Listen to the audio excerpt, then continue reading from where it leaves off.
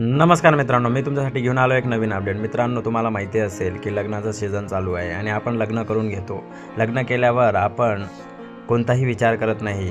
पण मित्रांनो, सगळ्यात महत्त्वाचं म्हणजे आपल्याला मॅरेज सर्टिफिकेट काढण्यासाठी खूप काही अडचण नंतर सोसावी लागते. म्हणून मित्रांनो, लवकरात लवकर ही माहिती वाचून घ्या व आपण कसं या मॅरेज सर्टिफिकेटसाठी अप्लाय करायचं आहे हे या व्हिडिओमध्ये सगळी माहिती दिल्यात आली आहे.